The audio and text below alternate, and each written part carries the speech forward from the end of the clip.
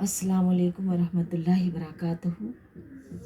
میں Shabana Khan, general secretary Urdu کارواں، آج آپ سب کے سامنے اردو شاعری کے امام مرزا غالب کے تعلق سے اپنے جذبات و احساسات کا اظہار کرنے کی کوشش کر رہی ہوں۔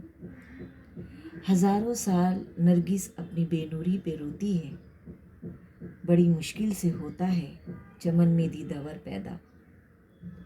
جب ہم اردو ادب کی بات کرتے ہیں، جب ہم اردو شاعری کی بات کرتے ہیں، تو ایک طویل سلسلہ ہم کو اردو شاعری میں نظر آتا ہے۔ یہ سلسلہ میر تقی میر سے شروع ہوتا ہے اور یہ سلسلہ تا قیامت چلتا رہے گا، جب تک اردو ادب ہے، جب تک لکھنے والے موجود ہیں، جب تک لکھنے والوں کے ہاں جذبات و احساسات موجود ہیں، مشاہدہ موجود ہے۔ غالب کے تعلق سے اگر بات کروں تو غالب کے یہاں پر بہت ان کی شخصیت اور ان کی شاعری دونوں جگہ پر بہت ٹرانسپیرنسی نظر آتی ہے۔ غالب نے اپنے عیب کو کبھی زمانے سے نہیں چھپایا۔ عام طور پر یہی ہوتا ہے کہ جب کوئی فنکار، جب کوئی ادیب ہے، کوئی بھی فنکار، کسی بھی فن کا ماہر، وہ اپنی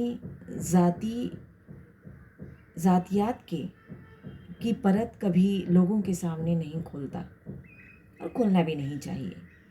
لیکن غالب ایک ایسا شاعر ہے جس میں یہ جرأت تھی کہ انہوں نے، اگر وہ شراب نوشی کرتے تھے تو انہوں نے اس بات کو زمانے سے نہیں چھپایا، اگر انہوں نے فاقے کیے تو اس بات کو بھی زمانے سے نہیں چھپایا۔ فقر و فاقہ میں مست رہنے والا یہ مست قلندر شاعر، جنہوں نے اپنی شاعری کی شکل میں ایک ایسا سرمایہ چھوڑا ہے کہ چاہے جتنی صدیاں بیت جائیں، آج بھی آپ دیکھ لیں 150 سال سے زائد کا عرصہ گزر چکا ہے، نہ جانے کتنی